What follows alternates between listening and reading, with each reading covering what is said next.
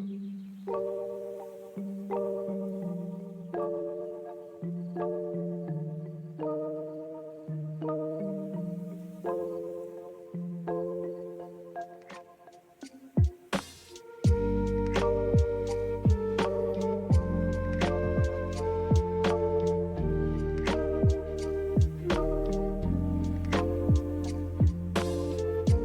everybody. Welcome to Sunday afternoon DOOGER. Hold on, I've almost beaten this guy. Okay. So close. Okay, he's dead. Nice.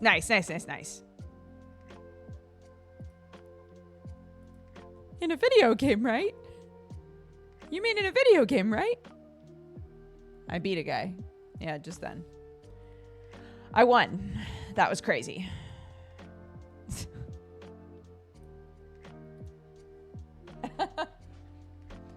Hello, everybody. Welcome to the stream.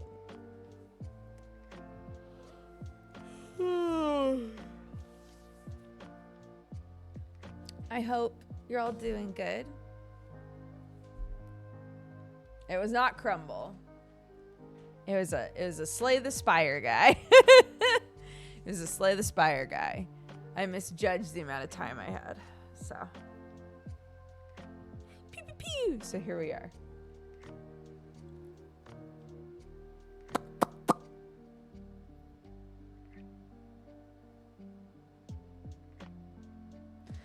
Search for that trying really hard cap right after watching Geekenders. The only one I found was a thrift store listing with the exact same sheep fluff on it. Coincidence?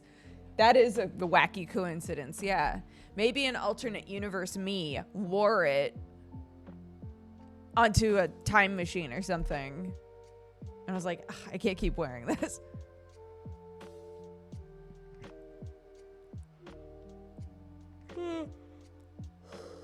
Oh my goodness.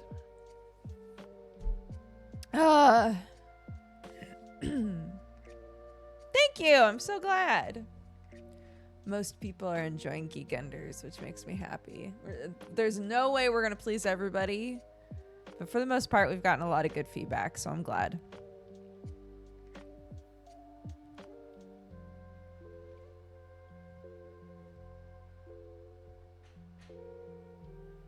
We've had a good day. We've had a really chill day.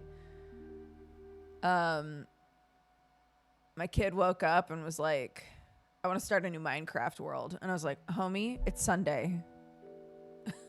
Go for it. And then we made bird feeders.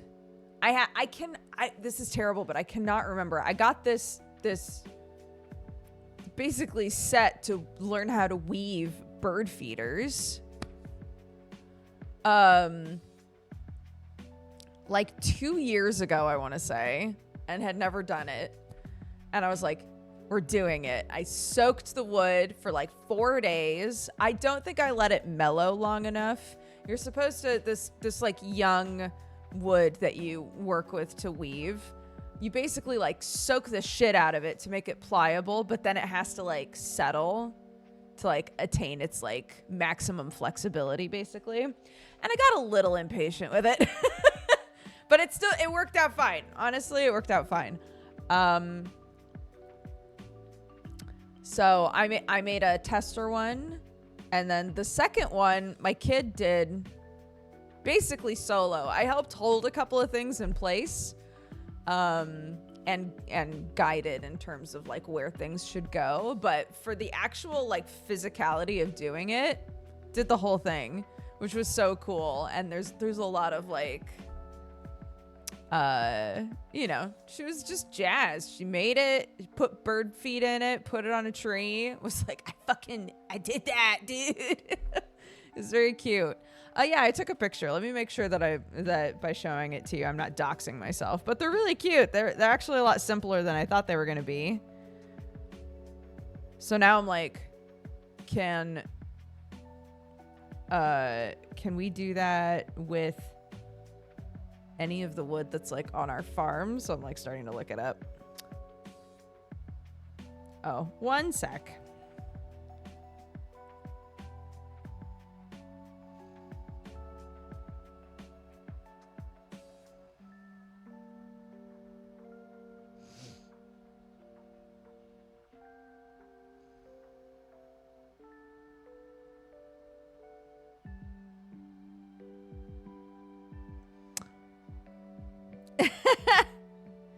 They're not, you know, that's one of the things that's kind of nice about it is I don't think a squirrel, well, I guess if they're on an adjacent branch, but they won't be able to like, these things are not going to be stable enough for a whole ass squirrel to like be on them. A bird, sure. That's why you mix in crushed chilies. Some squirrels like that though. Squirrels are a lot like us because I've seen that suggested a lot in the past. Like, yeah, you just got to put spicy stuff in there and then squirrels hate it. Apparently that's hit or miss. Sometimes they eat it and they're like, that's got a little kick. That's got a little kick to it, dude.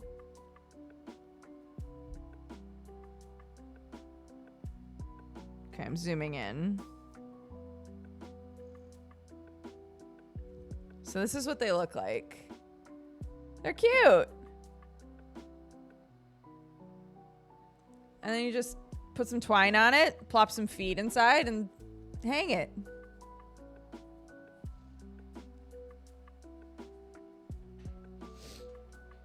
We're just training fire-breathing squirrels. Can I tell you, at first I read that as, we're just fire-breathing squirrels. I was like, what a funny take. In the end, we're all squirrels, aren't we? It is. Yeah, it's super simple. It's 5. I went like this because you start with 4 and then you start the weave with a 5th one. But you start with just 5 like long young wood branches that have been soaked for a while, and you just fold them over each other over and over again, and it just spirals. It's the exact same pattern the whole time. So once you got it, you just do it forever. It's great.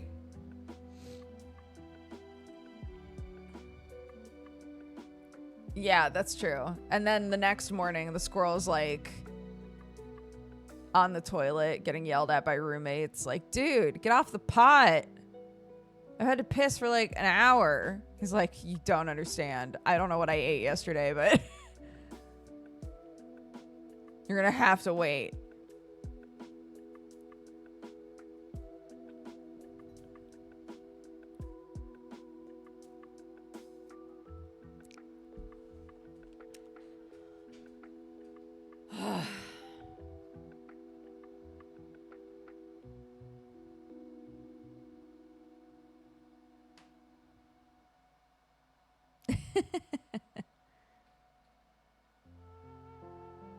We had some, we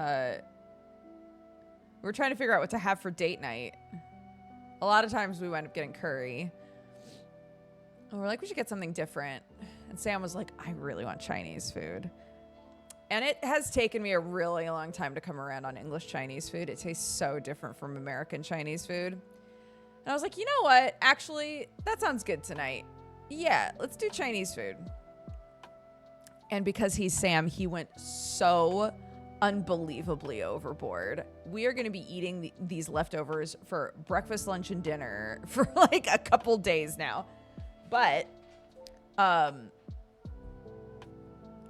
so something that I talk about parent-wise a lot is how valuable it has been to like, before going into a situation, do like a brief.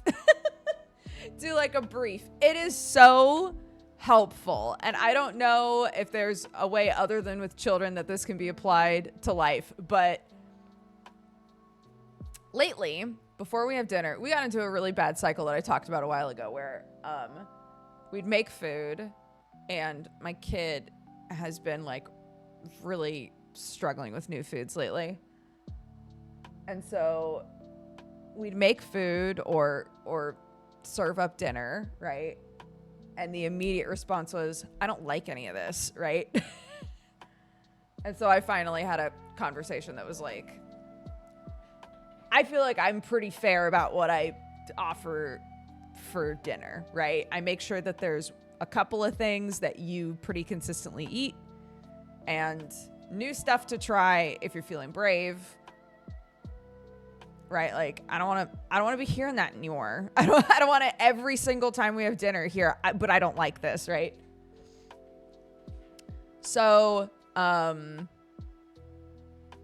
dude, the brief has been so nice.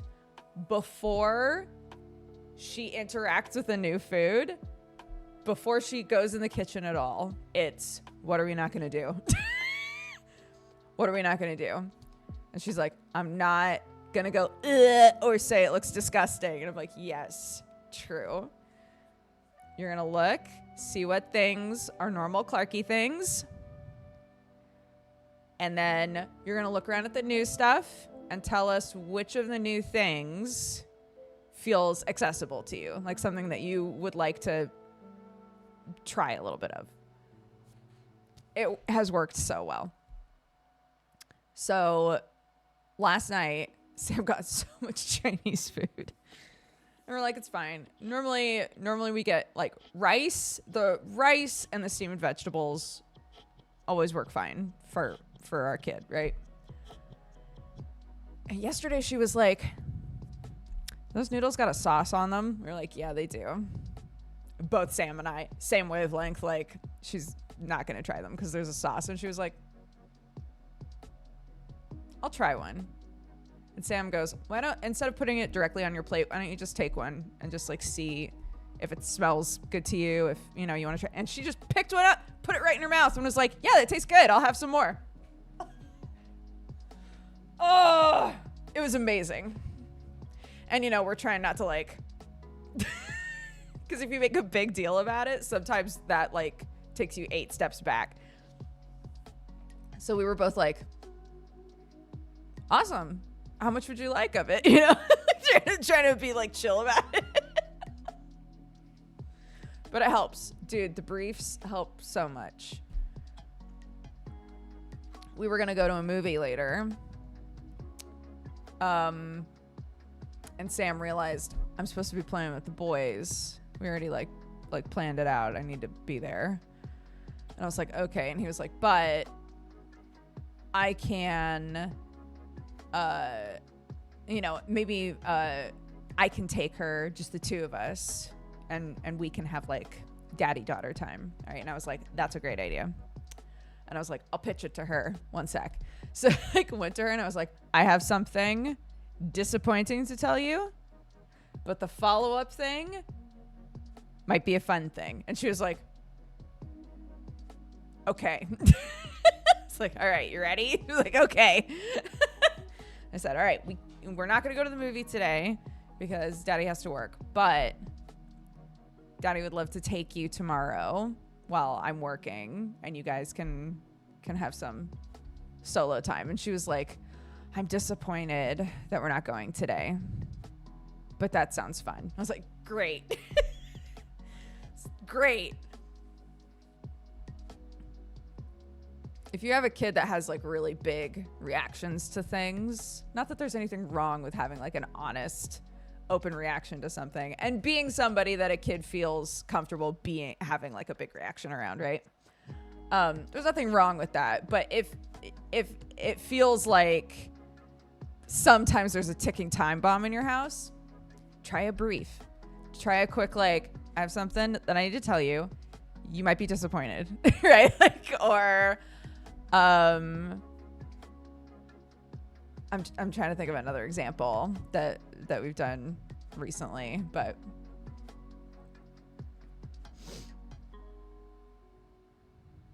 yeah, literally, like, I have a PowerPoint for you to look at really quick here. Yes, it's that.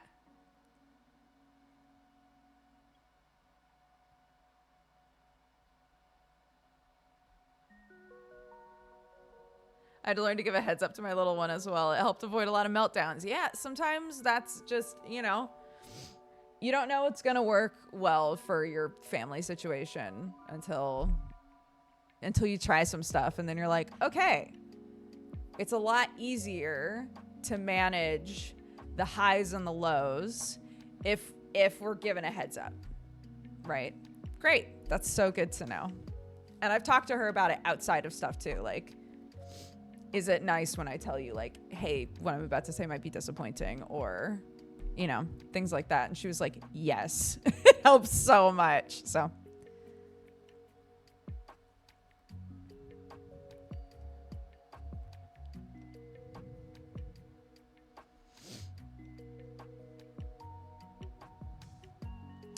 yeah, Sam has said that before as well. Clark has zone in issues sometimes. Like, I'm doing a thing and I cannot be interrupted, right? And I have my own tactics to sort of gently like pop her out of the bubble. But Sam has said before, like, this is me. Like she got that from me. So it's nice having somebody in the house, because that's not always the case, right? It's nice that one of the grown-ups in the situation can be like, I know what this is like. I know what it's like to have someone trying to talk to you when you are basically like this, right? Like you know someone's talking to you, but you can't process any of it, and it's really hard to redirect.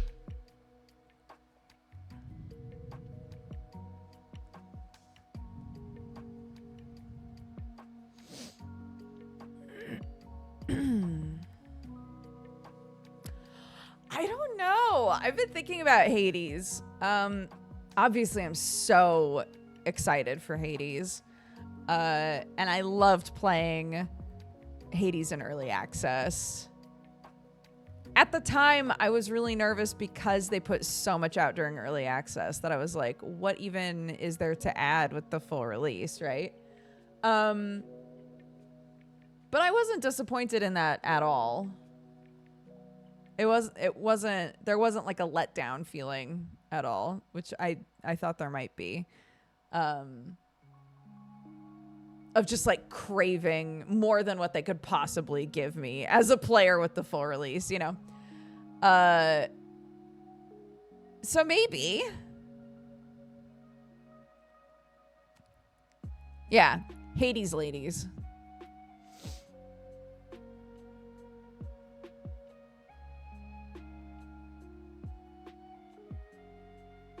Hades has, yeah. Hades has been released now. We're talking about Hades 2, though. I have tried Pyre. I got to a certain point in Pyre and it stopped being fun. But I adored... Something that they are so good at is making characters. I loved the characters in Pyre. I thought they were so good and so unique. But the gameplay wasn't fun for me. Mm-hmm.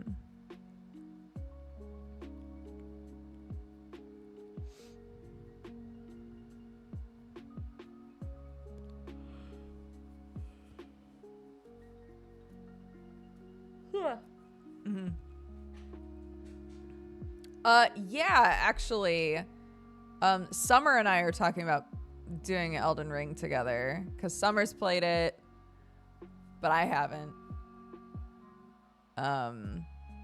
So we were talking about that being a game that we play together next.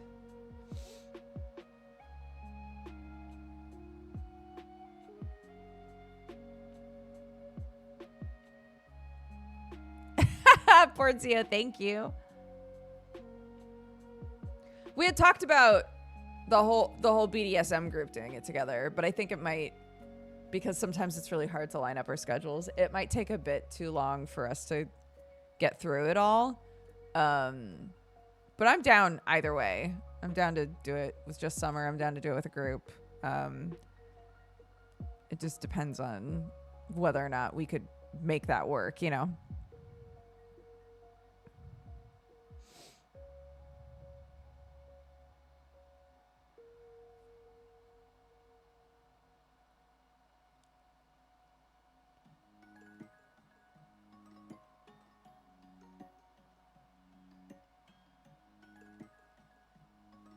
Do you feel like having games be your job has taken away some of the enjoyment? Here's what's interesting at this point now. I've talked about this frequently throughout my like YouTube streamy career, right? because I've been doing this for so long. I went through a really long period of time where it felt like I couldn't play any games for fun. A lot of content creators have talked about this weird feeling of like guilt if you're playing a game and it's not being recorded. It's a really strange feeling, and it does impact your ability to just like chill and enjoy gaming, right? When I was first starting, didn't feel any of that at all. And then got to a point where it was like, definitely feel that way. And that lasted for a little while. And now, for me, there are like stream games and not stream games, you know? Or like just the things that I enjoy to decompress and play. And there isn't a feeling in my mind of like, man, I really should have streamed this, or I really should be recording this, you know? So that's nice. Yeah. I think I've sort of done this. I had a low point where it was really difficult to enjoy games on my own time. I would say I never had a period where I didn't think games were really fun. Games are fun, and they're so like the way that games are presented to us and the way that they're made and all of that is changing so much all the time that it's not like it ever got boring. Gaming has never ever been boring to me, and it's always been fun. It's just been how much is it wrapped up completely in my work or not. So I've come back this way now, where it's like I can absolutely just game for fun. And that's really nice. That's really nice. I love having evenings where I'm like, I don't really have anything to do. I might just play Slay the Spire for like 3 hours. Or, oh my God, when I was sick, I played so much Backpack Hero. So much Backpack Hero when I was sick.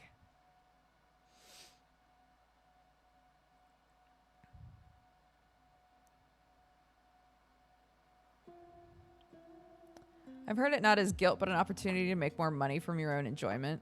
No, I don't think about it that way. It hasn't, and I'm not trying to make it sound like, no, I don't care about money. That's not what I mean. It for me is guilt, 100%.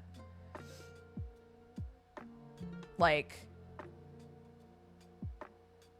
or if you don't want to call it guilt, it's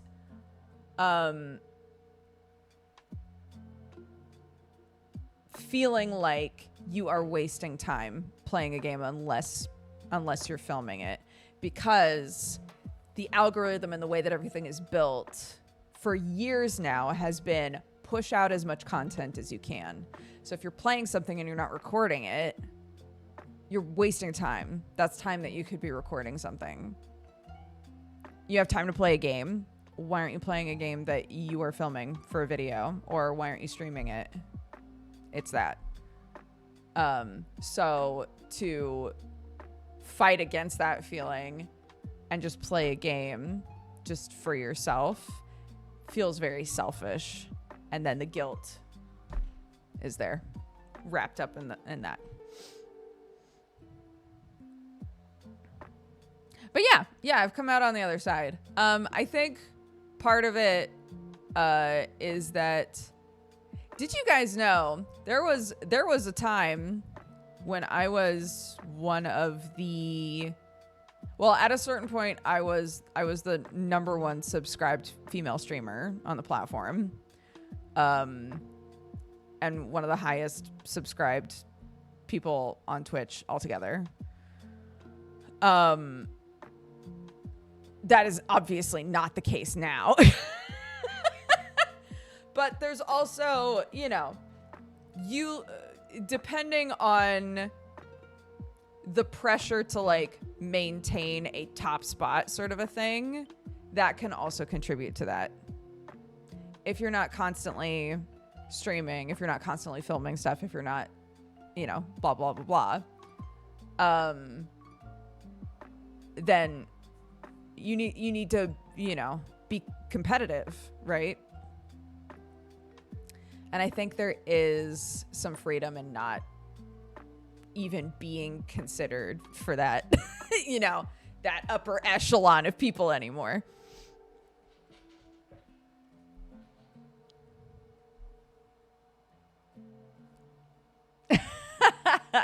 Once upon a time.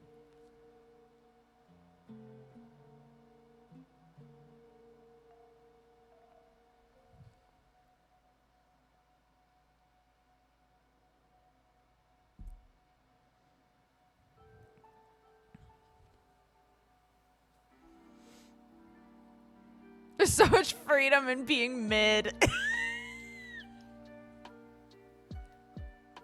Yeah.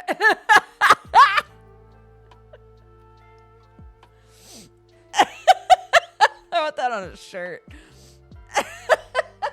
I'm mid, but I'm free.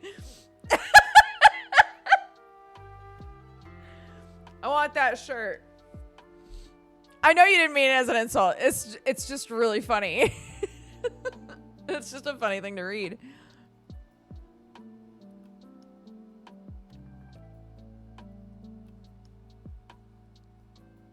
Yes, I'll put it on my mushroom. Absolutely.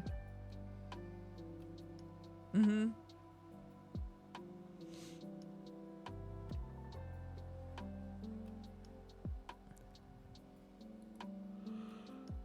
Oh my god. I really want to cut my hair. It's gotten to the point where it's in a ponytail all the time. Have you noticed? Or I just hate it being up. Just in a ponytail. Look how long it is for me. It's gotten so long, dude.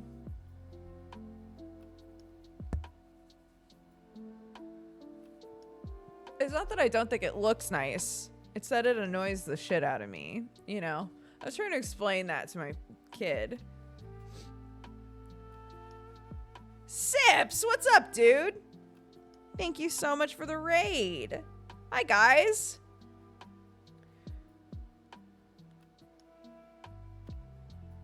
As people coming into this blind, allow me to pitch you a t-shirt. Are you ready?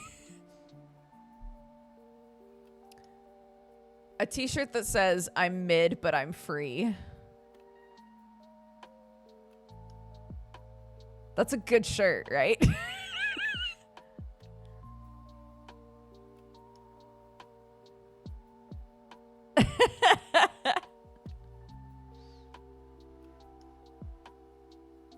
Hello. Welcome, guys. I'm Dodger. On Sundays, I just sit here and drink a coffee and talk about nothing. So if that sounds like a good vibe for you, then stick around. Thank you so much. I hope you guys had a good stream.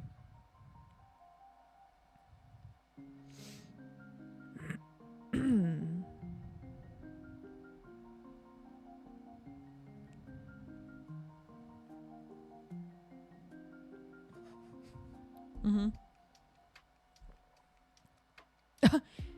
You have a Dodger Coffee Co. mug? Or this shape of mug?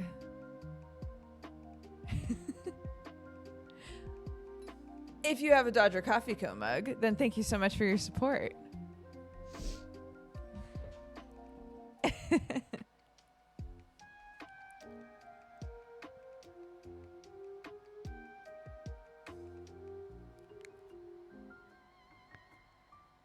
Yeah, we're restocking them. I was explaining that because these mugs are out of stock right now, and we've gotten a few people reaching out being like, I really want one of those mugs. Where are they? And we basically had a meeting where we were talking about them because the options were either, do we get more of this exact same mug, or because they're all like handmade, so you have to buy them in like certain amounts, right? Or do we go for a different thing, right? Like same logo, obviously, but a totally different type of mug. And I was like, but I like this mug. But it's so cute. So we're just restocking the same mug.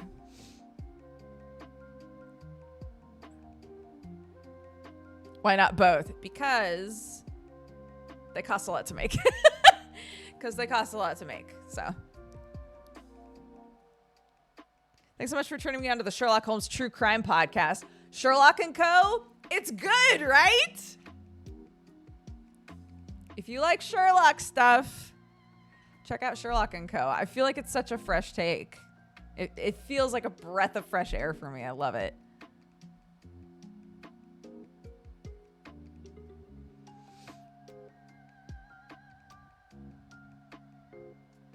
I binged 16 episodes on Friday at work. Yes.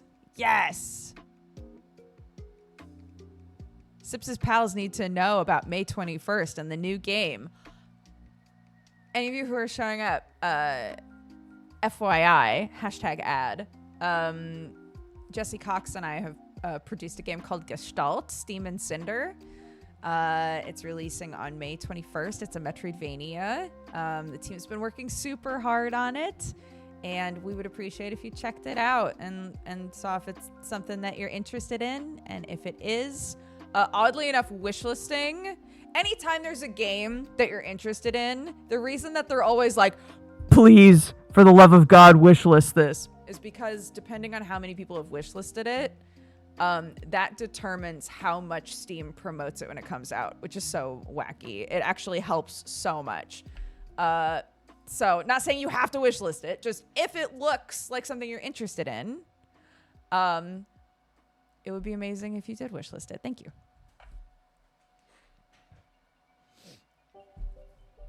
There's a demo as well. Yep.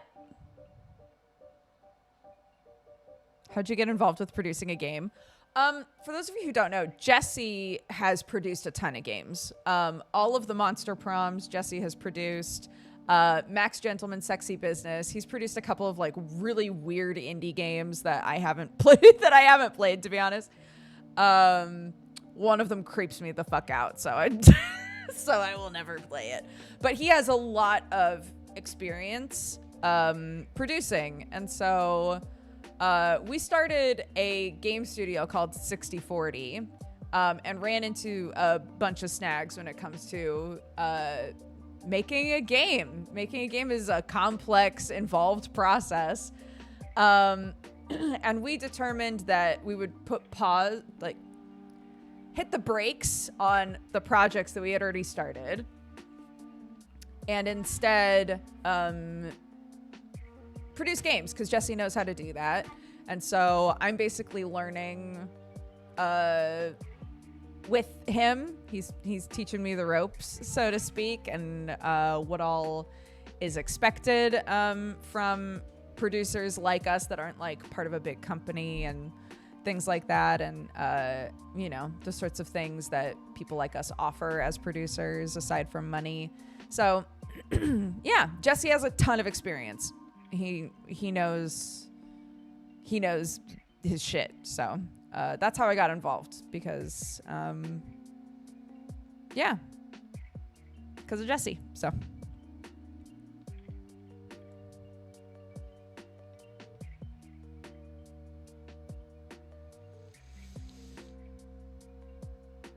it's called Gestalt.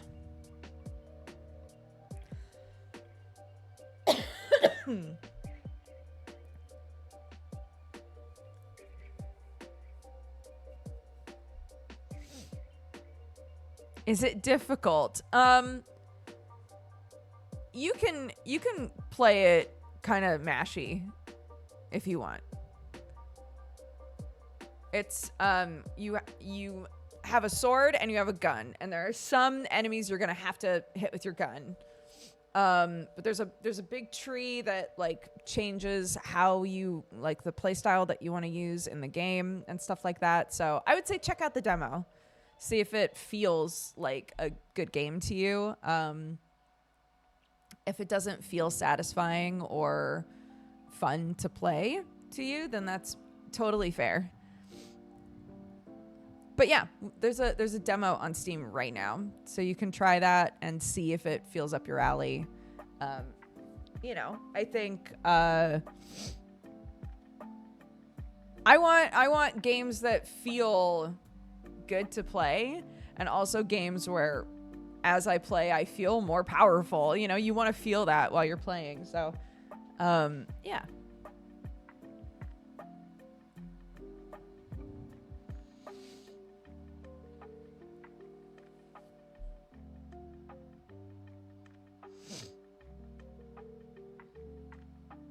And I'll be doing a playthrough on stream once it comes out. So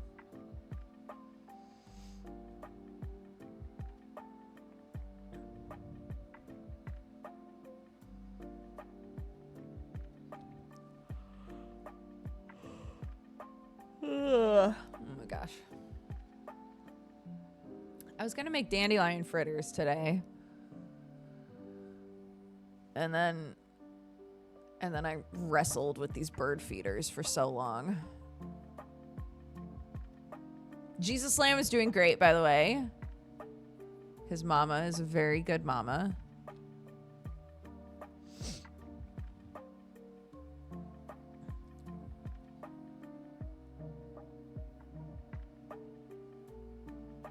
Lil JC, yeah. Lil Jesus. For anybody who's missed that story, we bought a lamb a while back, and she suddenly had a baby. It was a BOGO sale, and we didn't even realize. So we were like, when the fuck did she get pregnant? There are no rams around here. So.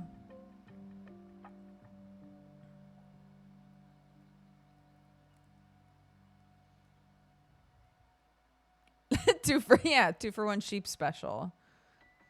Mm-hmm.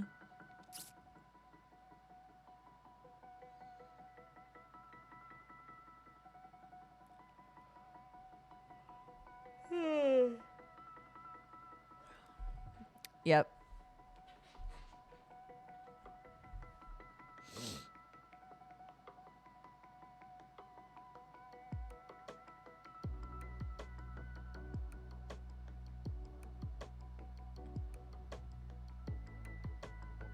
I know this is long ago, but if you still like Moomin, I do.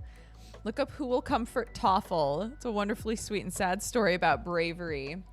Toffle, I've seen bits of Toffle. Toffle's in the Moomin Valley show.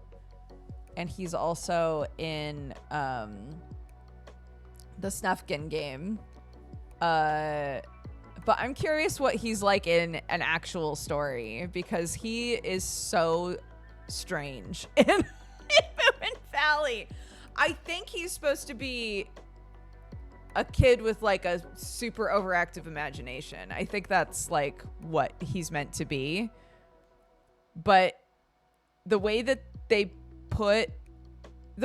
do his stories in Moomin Valley, I feel like they don't always make it clear whether or not the things he's talking about are real. You know? You know? Does that make any sense?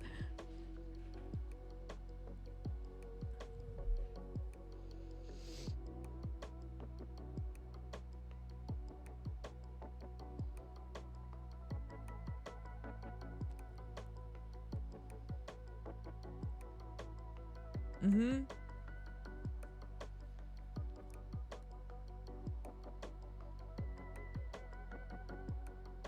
I picked up Clark and I was running across the gravel to get to our house. And she goes, "Mommy, stop running. Just enjoy nature or I'll punch you." And I was like, that was such a sweet thing to say until the very end. It's like, you're like a really aggressive Snufkin. And she was like, yeah, I am. Enjoy nature or else.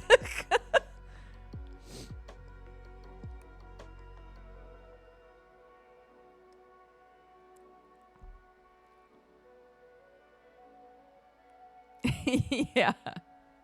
It's like, dude, you can't say that. Don't say that to people.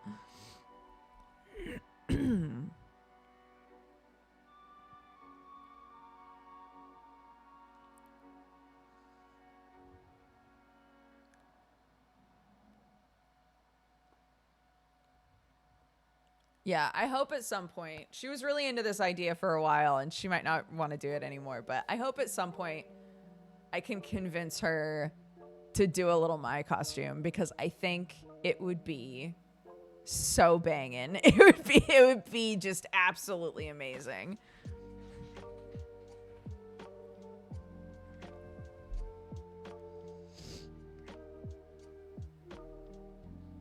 I'm hoping for next World Book Day. Next World Book Day, I think it would be a perfect costume.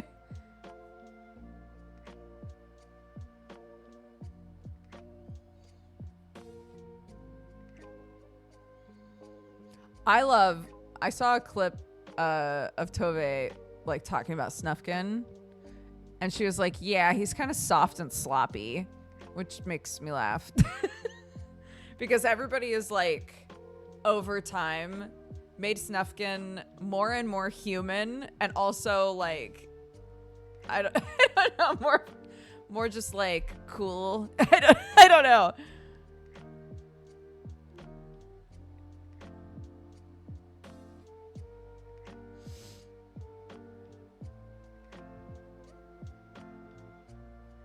Is the gander still calm? I also read that as gender. Is the gender still calm? Today it is, yeah. Is the gander still calm? No, never. Never, ever. They still haven't had an egg, and I think they're both like really upset about it.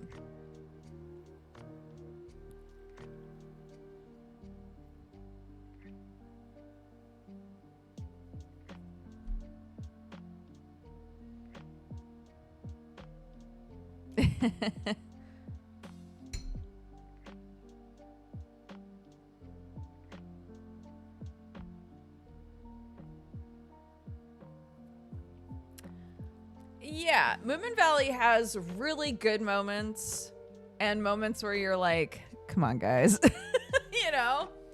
But I haven't really watched much of the 90s show. So I don't know how often the 90s show completely went off the rails. There will be like 3 episodes of Moomin Valley in a row where I'm like, these are such nice, like, you can tell they really like crafted the story of this episode, right? And there's like an overarching thing going on, and like everything felt right.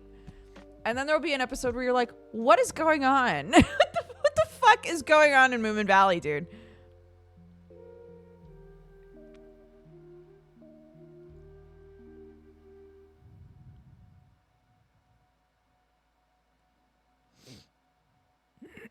Like, the example I gave a while ago is somebody was saying that Moomin Valley is probably more accessible to little kids because, not super little kids, but like the things that people talk about being really scary in the Moomin universe aren't really that scary in Moomin Valley, if at all. And I was explaining the tonal weirdness with the Grok in Moomin Valley. There will be an episode where the Grok is like really unsettling, right? And then there will be an episode where she's literally just hanging. She's just around, and everybody's like, the Grok, gesturing at her. They'll touch her and not freeze. Like, and I'm like, what's happening? What is the Grok lore? Cause is everyone scared of her or not? Is she just part of the community? She just hangs now? No, because 2 episodes later, everybody was like, the Grok is coming, right? Like, what the fuck are we doing? I need consistency. Exactly.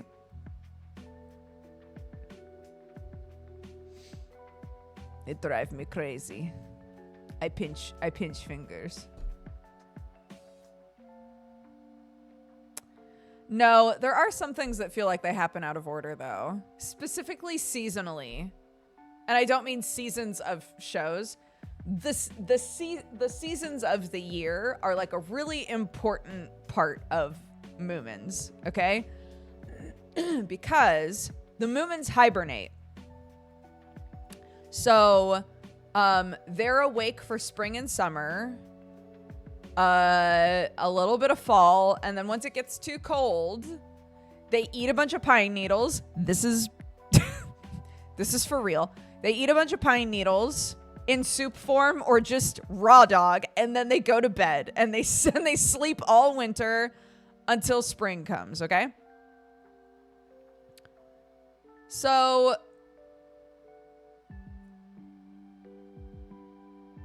there's a point where Moomin Troll, who is main Moomin character, okay? There's a whole story, and there's a book of it too that we were sent by PZN, called Moomins in Winterland or something like that. And it's basically talking about how Moomin Troll is the only Moomin to have ever woken up in the middle of hibernation, and he has no idea what to do. And there's snow everywhere, and he's never seen snow before, right? Like all this stuff, okay? So they kind of did that in Moomin Valley. It was more like he was being kind of petulant and just like didn't want to hibernate though. And so he was like, fuck that. I'm going to go enjoy the winter, you know? The seasons are also important because when winter comes, Snufkin leaves. Snufkin and Moomin Troll are besties.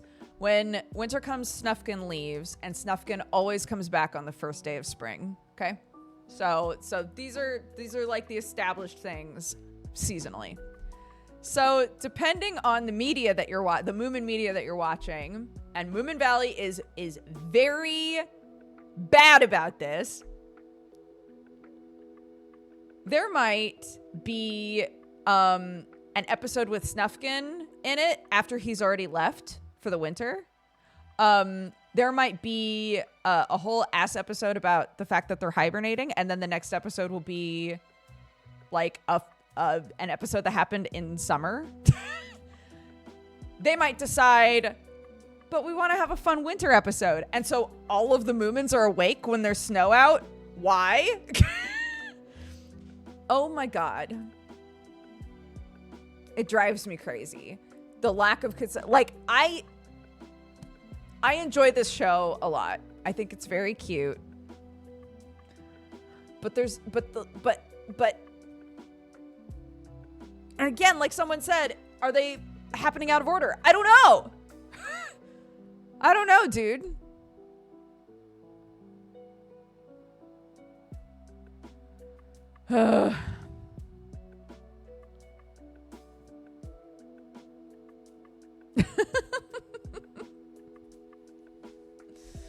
Anyways.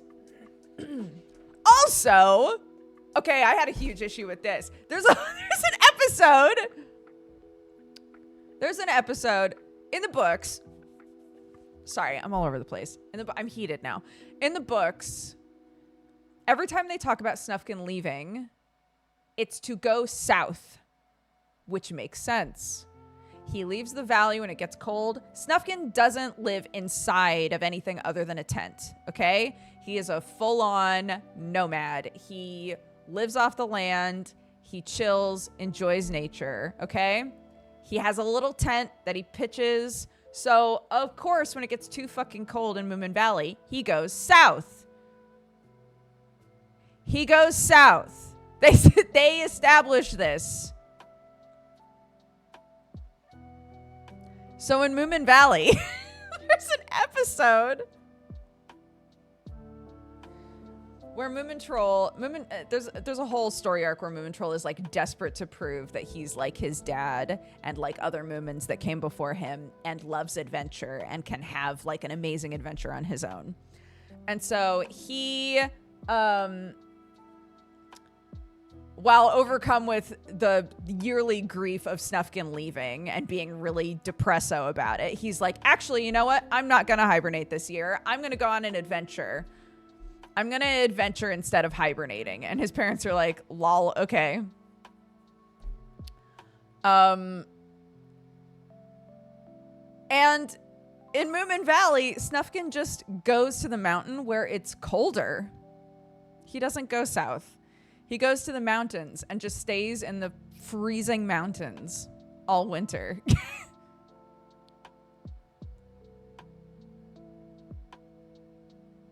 I was like, what a weird choice to make. But he's supposed to go south. But he's supposed to go south. Why is he in the mountains? What's going on? It's a good episode. It's a cute episode because it's that there's a constant contention of like Snufkin as a character loves to be alone. He loves his friends and he has really strong bonds with the people that he loves. But he needs to be alone. And so he always really looks forward to this time during winter when it's just him by himself. And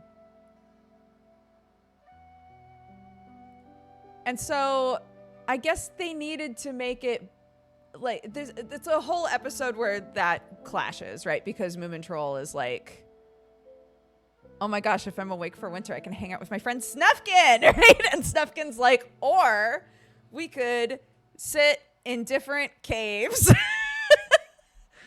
But I guess they felt like if Snufkin went too far south, then it defeated like this idea of Moomin Troll having an adventure in the snow. I don't know.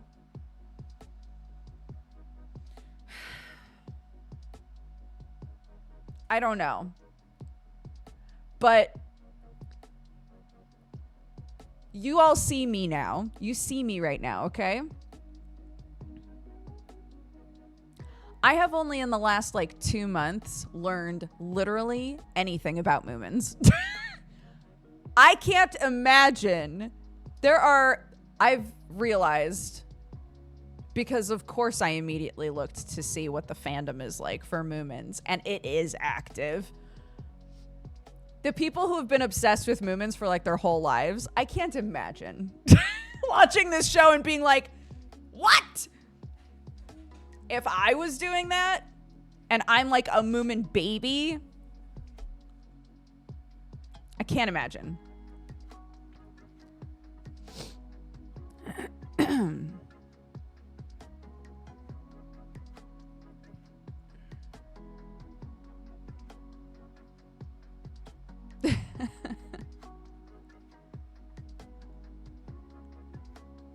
Anyway, thank you for coming to my TEDx talk.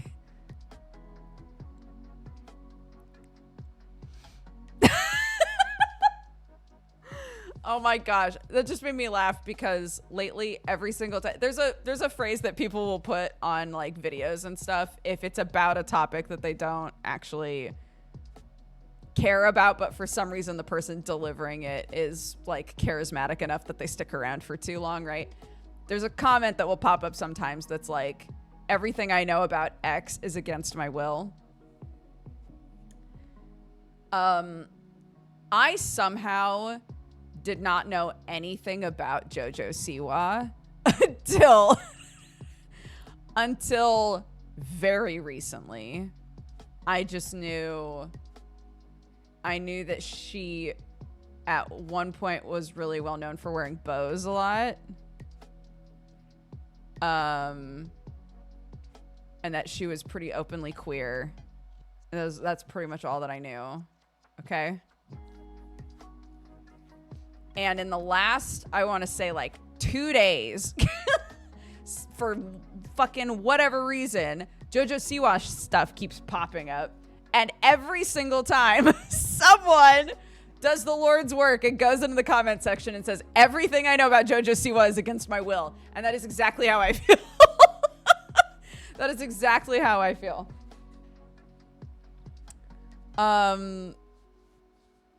Because, look,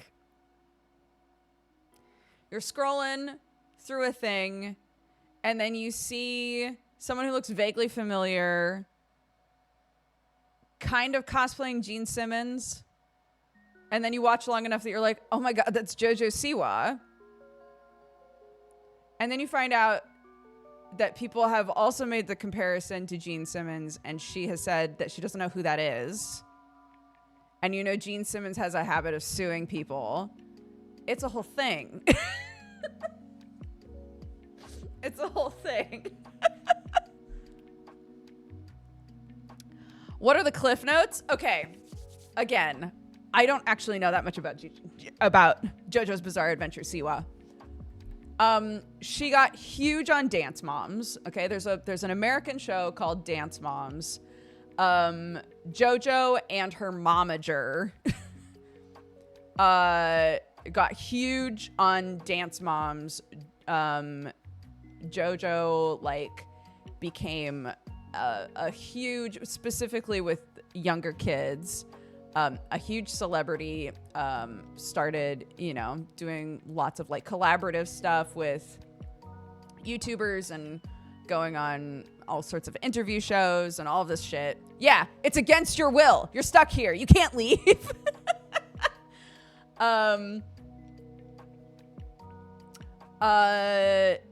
Yeah, it was very like girly pop vibes. Okay, like big bows, like gemstones, glitter, bright colors all the time, right? And was trying to do like the triple threat thing, basically. And has been very successful, but also has a habit of supporting and defending people that are not good people. The person who was like the dance coach on Dance Moms. Everybody, if you watch Dance Moms, it is depressing. It is an incredibly depressing show. Pretty much all of the Dance Moms videos that go up are like montages of little kids crying. Like, it's just sad. It's just sad, and it's a bunch of kids that got like traumatized to be good dancers, right? And if you ask JoJo, she'll be like, yeah, but that's what we needed to make good dancers, right? And this is unfortunately a cycle that happens where like, if you go through hell and are successful, there's this weird mental thing that can happen where you're like, right, well, you know, if you're just strong enough and you go through the fire and you come out a diamond, right, then that's just what needed to happen. So JoJo will defend all of that sort of shit to the ends of the earth, that like kids should absolutely be traumatized to be good dancers, that she thinks that's totally justified and normal. So apparently, look, 2 days, okay? I didn't know shit about this person. I didn't know anything about this person like 2 days ago. So she did her own show with her mom, who is also a garbage person. She and her mom did their own show where they were putting together a pop group of girls, and basically repeated the cycle, and they were the super abusive people that were running a show now. And it was really bad. And, you know, and a lot of people, I guess, like, there's videos of JoJo showing her house, and her house is literally just covered in her merch and her face. So it's one of those situations where you're like, I wish, if possible, people will say these sorts of things all the time, but you know it's not going to happen, right? Like, if it was possible to just like to just hold her face and be like, I'm begging you to move into a normal house that doesn't have your face all over it, and to talk to a professional of some kind about what this life that you've had has been like. Put some distance between you and your mom. Figure out who you are without a camera in your face, right? Like, I'm begging you because there's a lot of like weird shit going on here with you. And it sucks because she's young.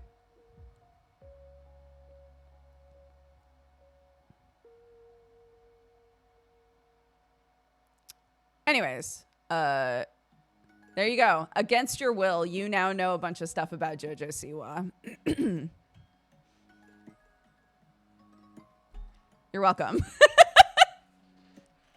Yes, I honestly think that that's why a bunch of people started talking about her, is because she went on an interview and she was like, I'm starting a new genre of music, and it's called gay pop. And the first time I saw that clip, it was being stitched by Tegan and Sarah, which was incredible.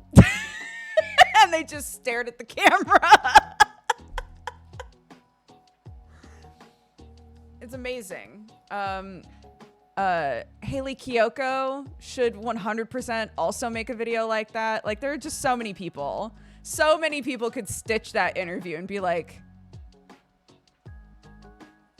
what?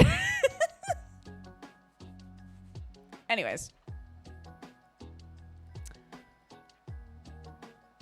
And then she made a music video where she kind of cosplayed as Gene Simmons and did a weird dance in a parking lot. And I think you're all caught up now.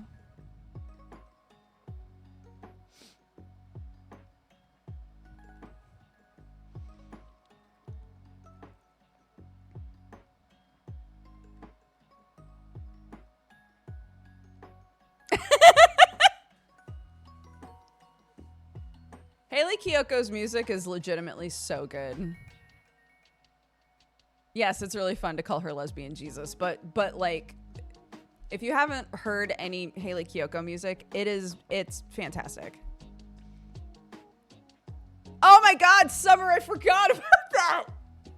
Summer said, also don't forget that her new song is a song someone else released 10 years ago.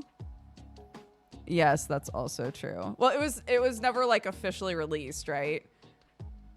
Which is why they were like, it's fair game, we'll pay for it and just release it and say that you wrote it. So they did pay for it, apparently. They didn't just like, but she's claiming that she wrote the song and she didn't.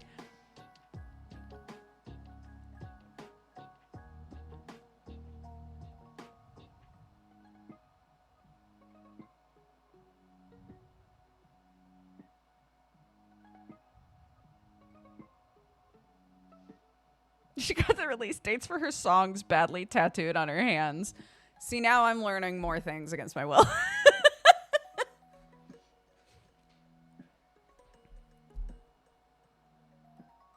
Oh my gosh. Anyway.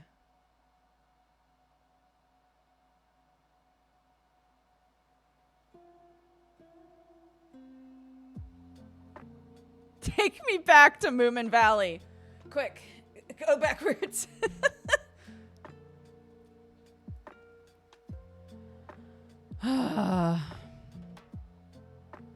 Yep. Shades.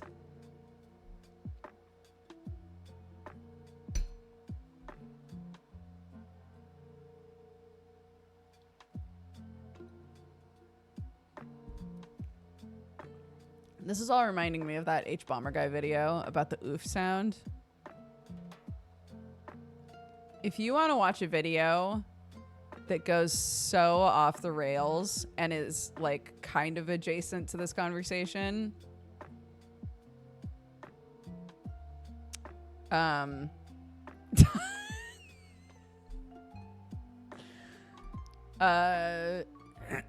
should watch that.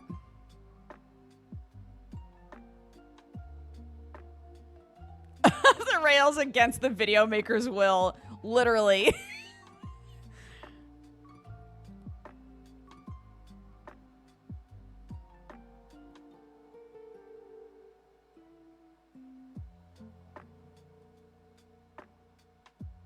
Have you seen the Defunct Land about who made the Disney Channel jingle? No. Yeah, I think the video is literally called the Roblox Oof.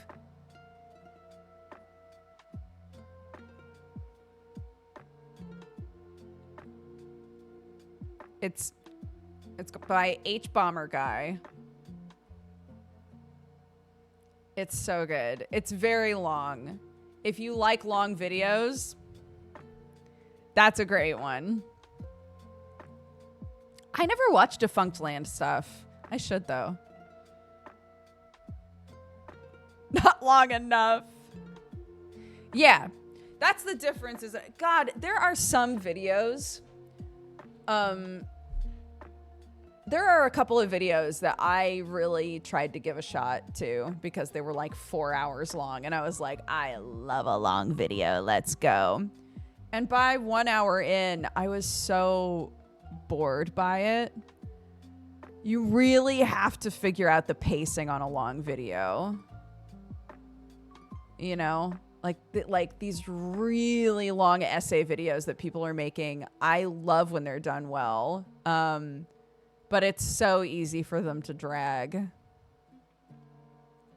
The Disney jingle one is a masterpiece. Okay, hold on. How to use wool combs. That was me yesterday. Not anymore. Defunct Land. Disney jingle.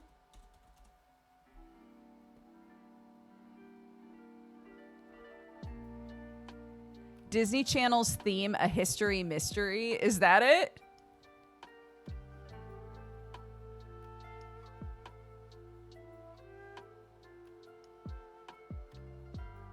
Oh, DMs. Yes, that is it.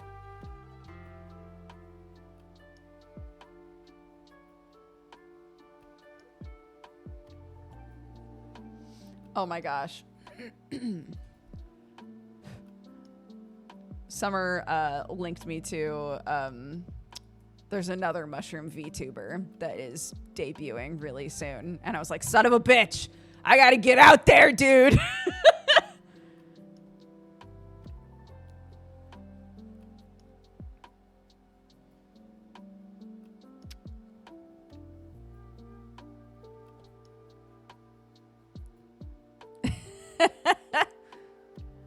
Right? There's probably already mushroom VTubers, but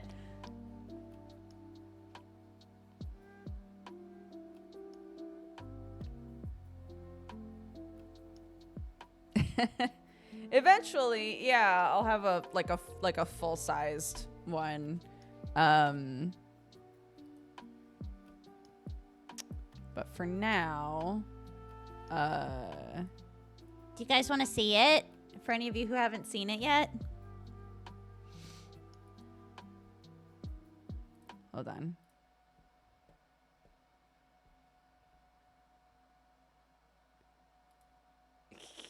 Here it is. Hee hee. A little mushy. And we can put whatever we want on the shirt.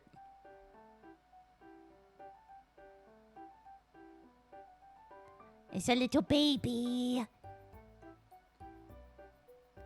But yeah, this is a video that Noi made for me that just shows like all the emotions and stuff and how it animates. And I can be bald, which apparently is a requirement.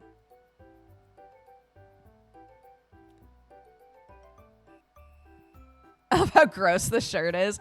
A lot of the pictures and stuff that I sent for clothing inspo was ripped up or had like fake yarn moss on it and stuff.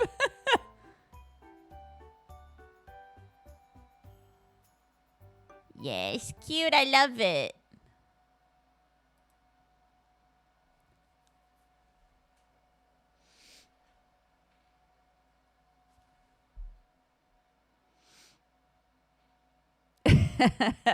Yeah, we've been coming up with good shirt ideas.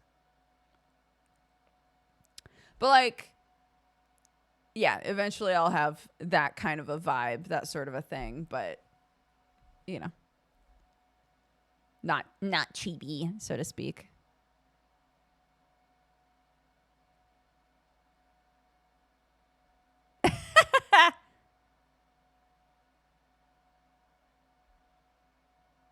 Aw, thank you. No, I'll be on camera for Geekenders still.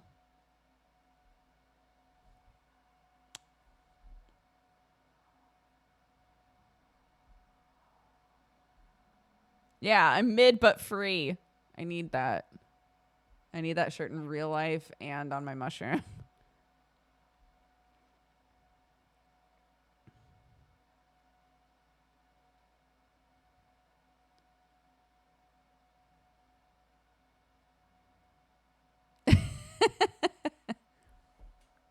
Yeah, dude, I was saying earlier, we made little woven bird feeders today.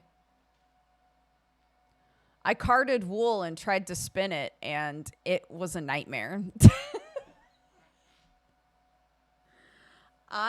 Dude, the learning curve on spinning wool is crazy. It's so hard.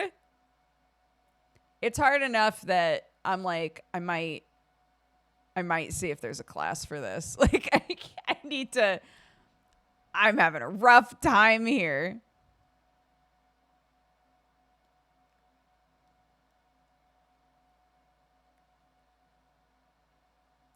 Summer, that's such a good idea. We should absolutely do that.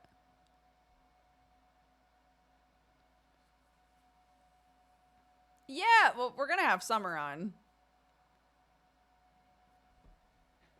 And Summer's a tuber.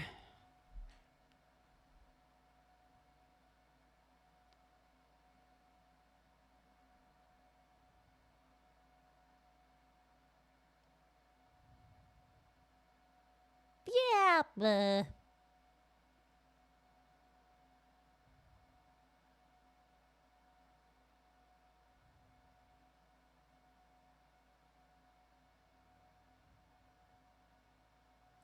Oh, yeah, I've watched tons of videos of people spinning with drop spindles.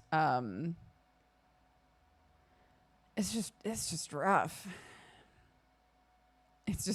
There's so much to try and like do properly with a drop spindle, and I don't know if it would be easier with like a foot paddle one, but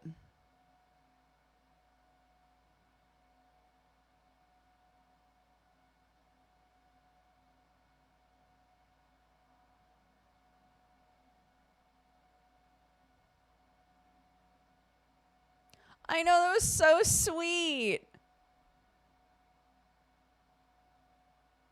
Octo was like, "Oh my gosh, Matara-kan is like a huge fan of yours. You guys should like collab or hang out." And I was like, "That's so sweet."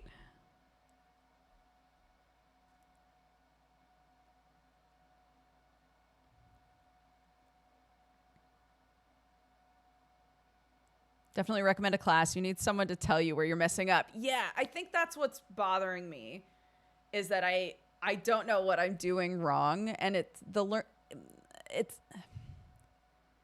it's hard to correct a problem when you can't see what the problem is, you know? So yeah. Sam said he was a big fan of yours too. Oh my gosh.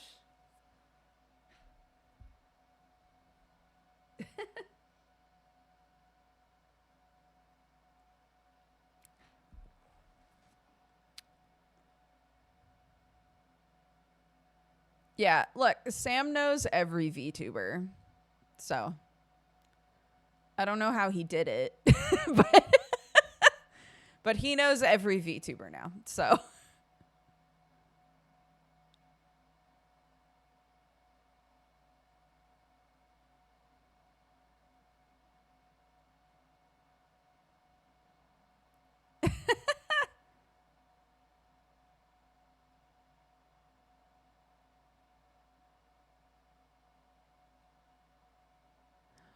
I was telling Summer, did I tell you guys about A Real Bug's Life?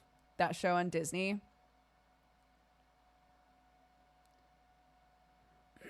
Okay. So we watched an episode of that last night. And the setting was a hot backyard in Texas. Okay. So we mostly followed the journey of a little mantis girl and her like trying to survive in in the backyard, right? For those of you who were not here when I talked about this before, the short story is there is a National Geographic show shot with real bugs and stuff, and narrated by Aquafina for whatever reason. That is basically like a snapshot. What would it look like to be a bug in this place at this time, sort of a thing. So the first episode is like the busy streets of New York. What bugs are there? What could we speculate is like the day-to-day life of some of the bugs that live in New York, right? It's that kind of a thing. So one episode was a backyard in Texas, and for us, the main character was the mantis. We were really rooting for her. We watched her shed her skin and all that. We watched the monarch butterflies continue the cycle. It was great. We watched some fire ants build a raft. It was great. Anyways, it gets to the point, of course, where the mantis is full grown, and Aquafina, the narrator, is like, and now she's really hoping to take the plunge into being a mother. And Sam and I make eye contact across the couch. And I was like, I wonder if they're going to talk about what that entails. And Sam goes, they will. They've talked about everything else. So it turns into these boy mantises approaching her.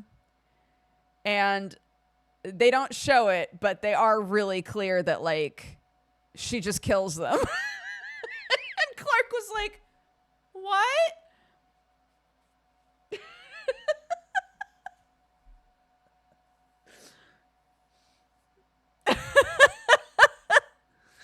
I was like, are they going to talk about the fact that she's going to eat that guy? like are they going to do that? And they did. And then she had her babies, and she was very proud. And she had an altercation with a spider early on in the episode. And at the end of the episode, she was way bigger than him, and she smacked him in the face, and it was very satisfying.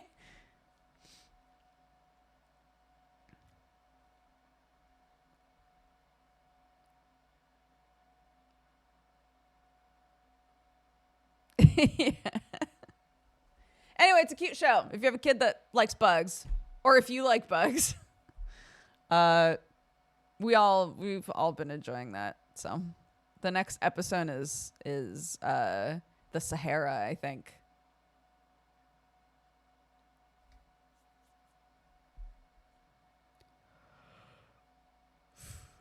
Yeah.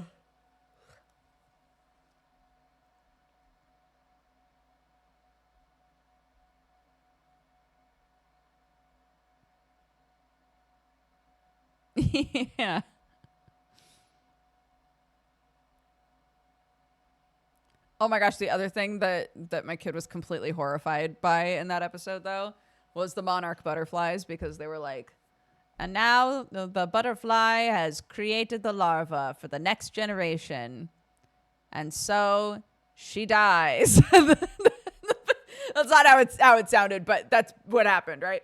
So they show a monarch butterfly just dying and falling over rigor mortis rigid onto the ground. And they're like, she's dead, dude. And then they're like, but it's okay because she just made a baby. And they show all the little eggs, and the little larva popping out. And Clark was like, what are they going to do?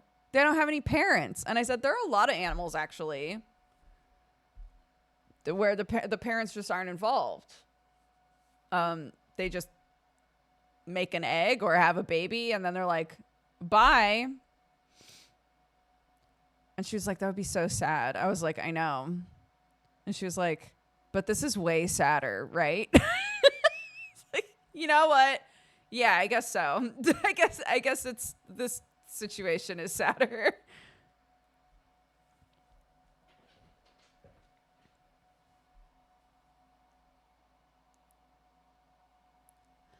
I just want to jump on here and announce that I'm getting married today. I wanted to celebrate with chat and DOOGER. Mwah, mwah, everyone. Kiss your best friend with consent, Sir Wheel. Congratulations. Have an amazing wedding.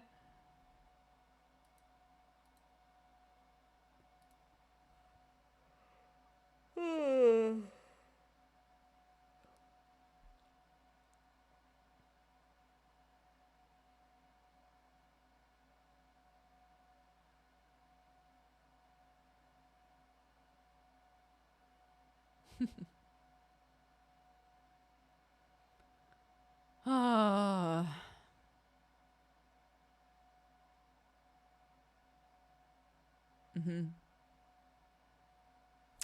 So that's what's been going on in our little life.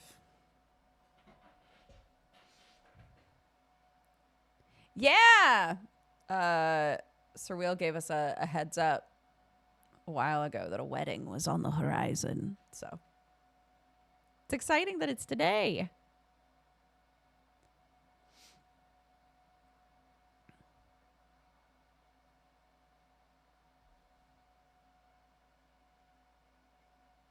Try not to stress out too much about little things. Because when you look back on the day, they 100% will not matter. I promise. Just live in the moment. Have an amazing time. It's going to be awesome. I literally don't remember what all went wrong on my wedding day.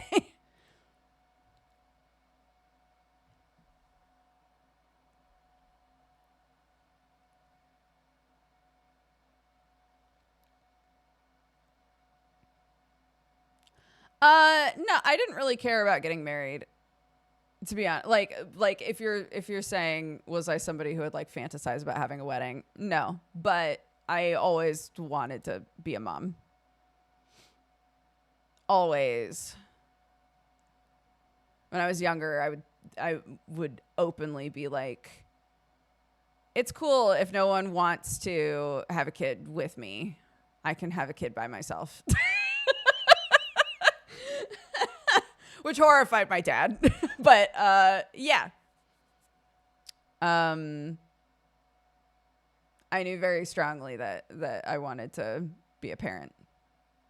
So, and I got my wish, and I wound up with an amazing little kid.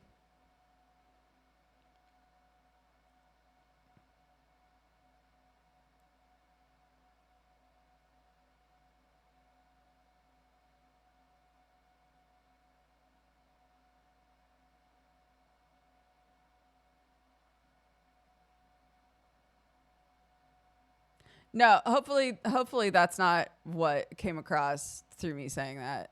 I didn't get married so that I could have a kid.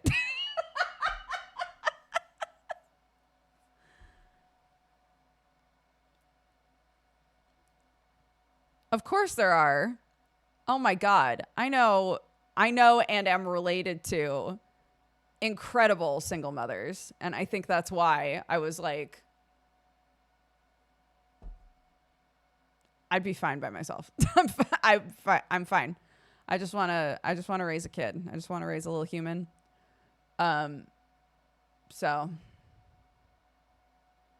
yeah, Sam was not my means to an end. Exactly.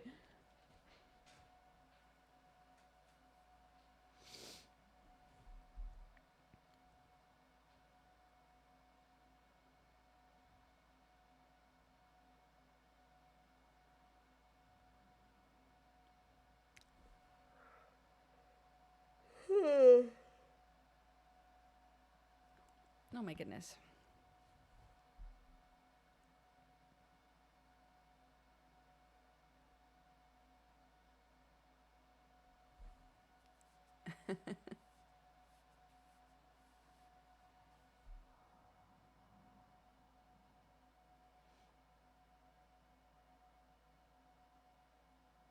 That reminded me, yesterday we watched the first 3 episodes of Fallout. That's pretty fun so far. Every time a new character is introduced, I'm like, I know who that is. The cast is pretty great. So yeah, we've enjoyed that so far. I think there's 8 episodes. So it might take a couple more sittings to get through, but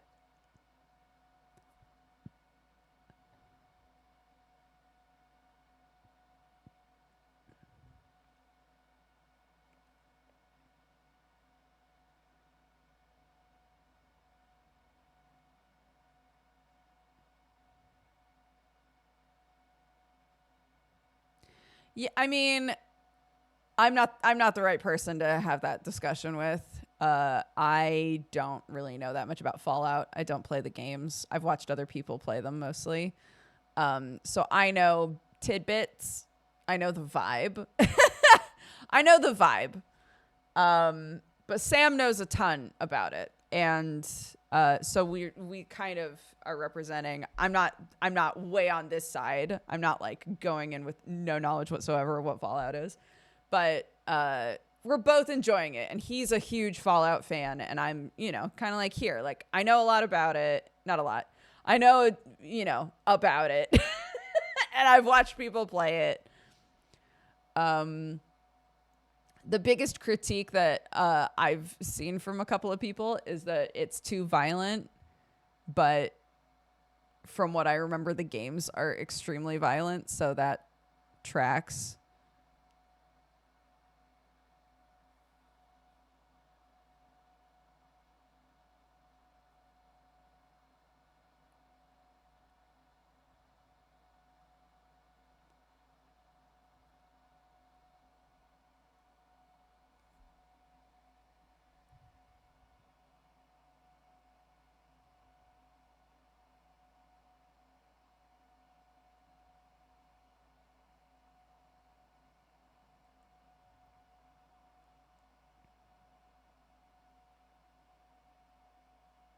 Yeah, there's stuff that Sam has noticed that I haven't. Um, the ways that people fight and the ways that some things have been like filmed, like the cinematography, he was saying is meant to imply like different abilities that are in the game, which is really cool. That nod is there, or not even just a nod, that like they're taking the fact that the world they're building a show off of is a video game is like relevant.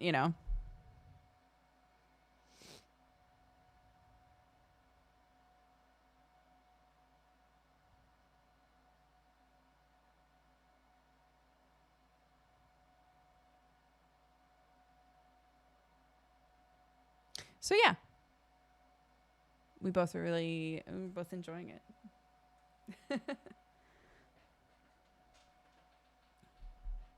Is Borderlands getting adapted as well?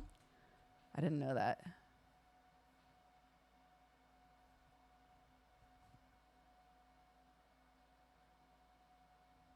There's a movie in August. Interesting. Yes, but the cast sure is something. Wait, hold on. Borderlands movie cast.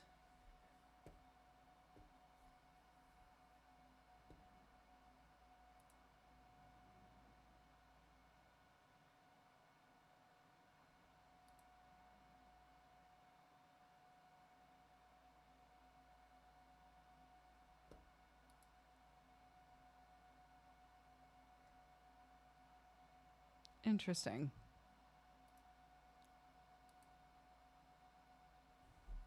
That's the face. Yeah, I mean, okay, sure. Those are people that they could hire to be those people. Sure.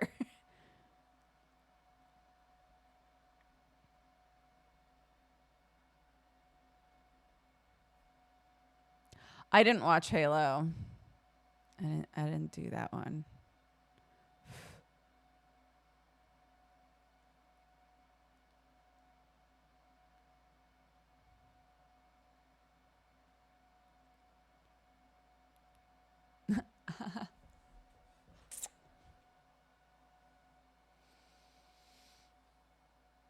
Yeah.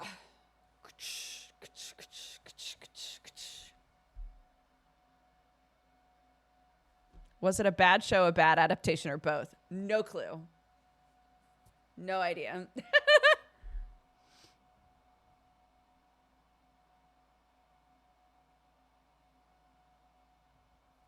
Somehow it's both. Yikes.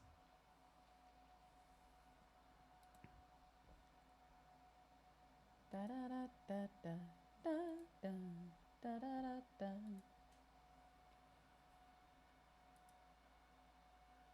They made some insane decisions in the Halo show. It was made by people who said they don't like Halo. Wait, they openly said they don't like Halo? Yikes. I haven't watched you since Co-optional. You're still a giant dork. Love it. Thank you. Just a slightly older dork, I guess.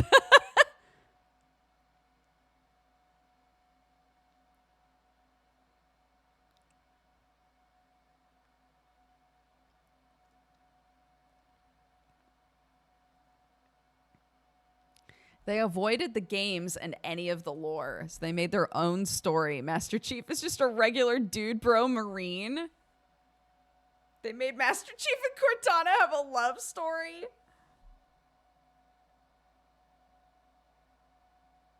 Wow, those are choices. Yeah, those are choices you could make. Yikes.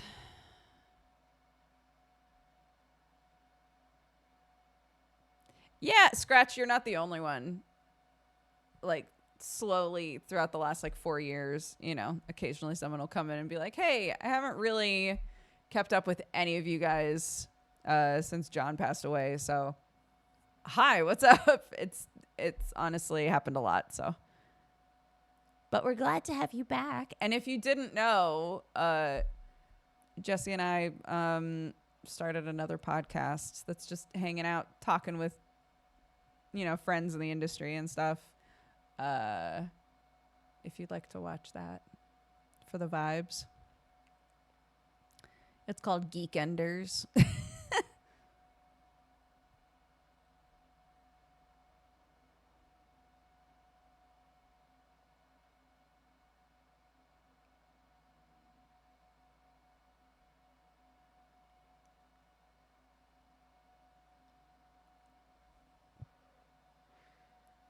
Stop underselling your greatness.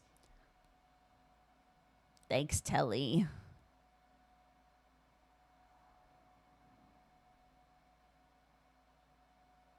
Who's the next guest? Great question. One sec. Do do do do do do do do do do do do do do do. Who do you think is next? If you had to guess.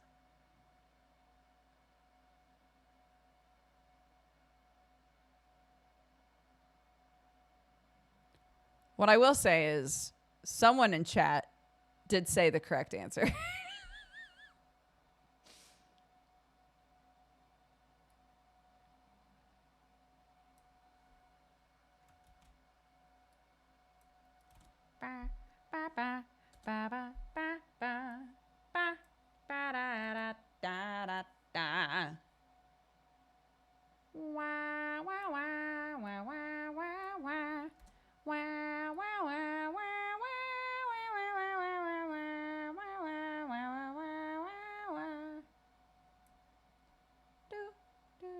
Sorry, I'm just remembering that we booked somebody and I didn't write it down. Okay. Cool.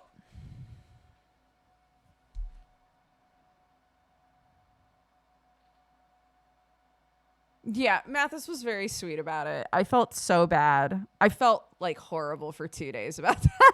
I felt so bad. But I'm trying not to over apologize. That's a thing I'm working on. If I feel like somebody's upset with me, sometimes I'll just keep apologizing, which doesn't help anything. It was pointed out to me that apologizing over and over can be kind of manipulative. It's like a weird way of saying look how much I'm apologizing. It would be weird if you were still mad at me, right? It would be weird if you were still upset with me, right? With how much I'm apologizing. Don't you see that? And that it is more respectful of the other person to apologize and then give them space and let them be angry with you if they are, you know. So anyways, I've been trying to do that when I have the inclination to apologize again. To not to just anyways, long story short, Mathis was very sweet about it. And we're popping him back on the schedule and also booking me in for my next Chilluminati. I don't think any of us were angry. I'm not talking about you. I'm talking about Mathis, the person that we goofed on for being late. And then I was the reason he was late.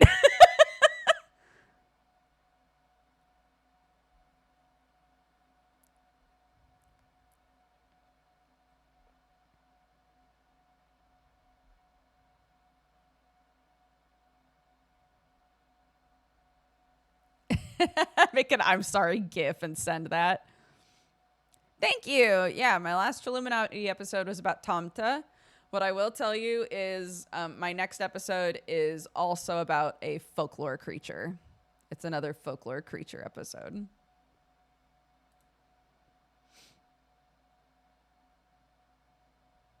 So I'm very excited.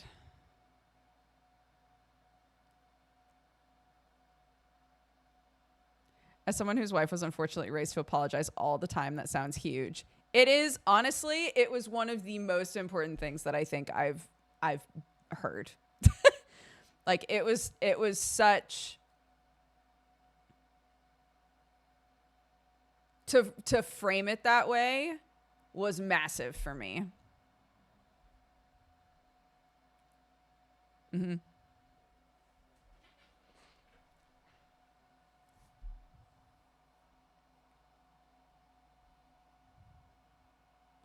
I feel like you were one of their most prepared guests when when they were booking me for that first one. They were literally like, you can show up with a script if you want to talk about something specific.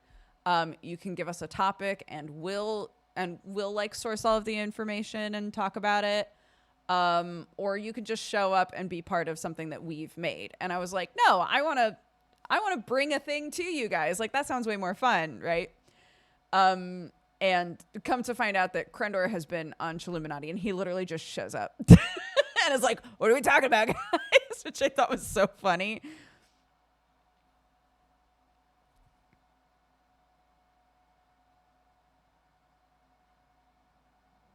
I've never heard that before, and now I have to think about it. Oh boy. It's important. It's important because there's a part of your brain doesn't like the thought of apologizing being like a manipulative thing to do.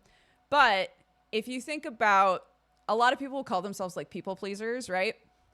If you think about people pleasing as you actually trying to keep yourself safe, you're not trying to make everybody happy, right? You're not actually trying to please people. What you're trying to do is make sure that no one's upset with you. It's a safety thing, right? When you think about it from that perspective,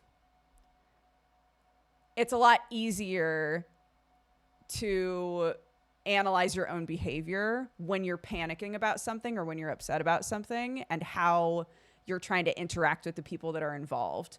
Do you genuinely feel sorry?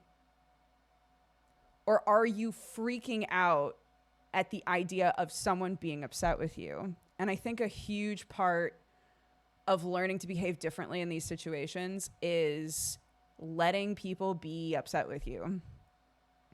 And knowing, hopefully, that you are in a situation where the people that you have chosen to have in your life, you are safe. Even if they're angry with you, you're still safe. It's okay. And it doesn't mean the friendship is over. It doesn't mean the relationship's over. To be frustrated or upset with another person is normal and is something that can be worked through, right?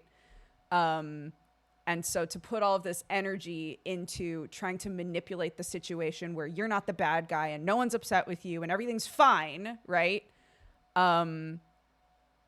It robs them of their ability to react honestly. and then your relationship isn't as honest as it could be. So it's good to think about those things. And I'm so sorry to any of you who are like, don't do this. I came here to have a nice time.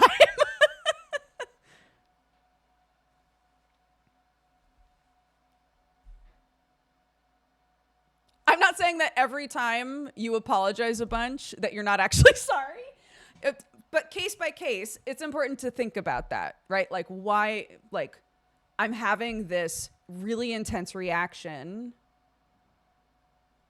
Am I trying to adjust the narrative here so that I'm safe, right?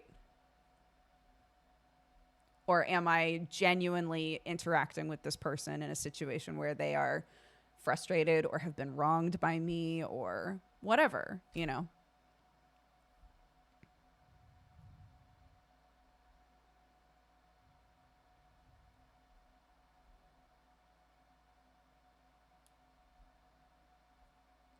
Anywho, thanks for coming to my second TEDx talk.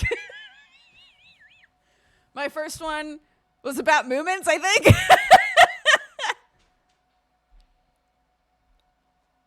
And then we talked about JoJo Siwa, and now we're talking about how to unpack our behaviors as adults.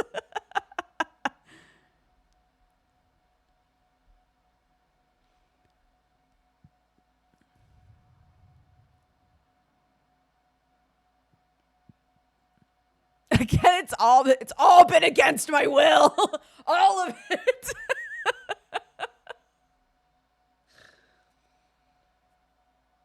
Mm-hmm.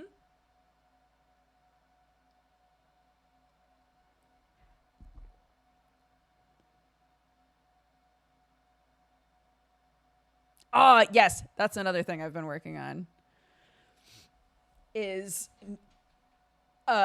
it's not normal to automatically assume that if someone is behaving out of the ordinary that they're upset with you. That's not a normal thing to think. To immediately go, what did I do? Why are they upset with me? That's not normal. To immediately jump to that. What do you mean? Yeah. There are checklists that you can find, if that would be helpful to you. When you're in a situation where you feel like somebody is behaving a bit oddly with you, there are checklists that you can look up that are like, that sort of help you think through the situation and whether or not you have ground to stand on to be like, I think I need to reach out to this person and make sure everything's okay. Which is a fine thing to do anyway. And you don't have to come at it as, are you mad at me? Right? You can just be like, hey, everything okay? You know, but if you feel like you need to take a step back and look at a situation from a more objective place, there are checklists that can help you do that.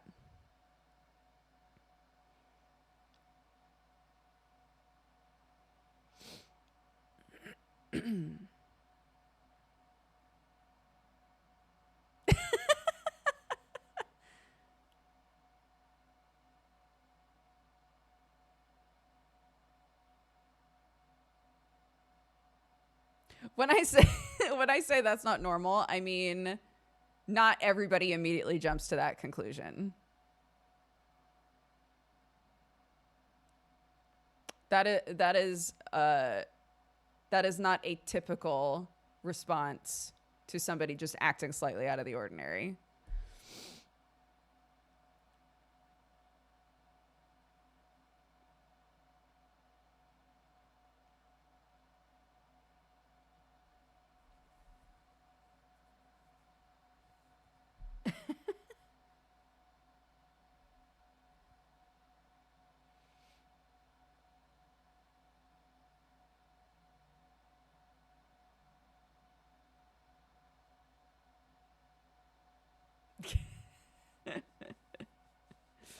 Anywho, it's the top of the hour and I have to go. Sorry to have ended it this way. You're You're all fantastic. I'm so glad that you were here. I'm going to go eat Chinese food leftovers, I guess, because that's what we're locked in to eat for the next like 2 or 3 days, dude. There's so much of it. There's so much of it to eat. But let's read off our activity feed. And also, let me open up Raid Leader for you guys. I'm married to someone who goes really overboard sometimes. So he did what I would lovingly call pulling a Sam, and bought so much food and was like, but it's good leftovers, which it is, but it is so much food, so much food for us to get through. It sends me into a self-reflective crisis and then bounces. No, I'm sorry. We've got Sunforge tonight, unless something goes horribly wrong. We've got Sunforge tonight. That's on twitch.tv/JoeFudge. It's a really fun little D&D game. It's got me and Sam and Brie Bun and Tomato and Shane Hawk and Old Lady Gamer and Joe, of course, who is our amazing DM. And it's been really good. If you want to come watch that, if you're bored later.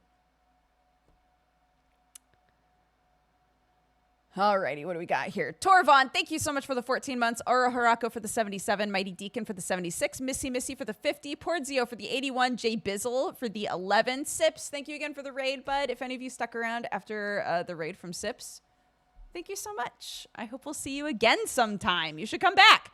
Rockstar, thank you for the 37. Dojums for the gifted sub. Thank you so much. Jerry Reg, thank you for continuing your sub. I appreciate it. Neko Lucifer, thank you for the 22. TFK for the gifted sub. Thank you so much for that. Xaven for the 90. And Ryuk for the 95. Ads are coming. No, they're not. No, they're not. All right. No one grabbed Raid Leader. I will find somebody for you. Yes. Oh my gosh. Yes. Thank you for mentioning that. Last week was a catch-up episode for Sunforged. So if you would like to watch a video that's just like basically so far on Sunforged so that you can come in and know what's going on, that's what Joe did last Sunday. So there's a recap episode now.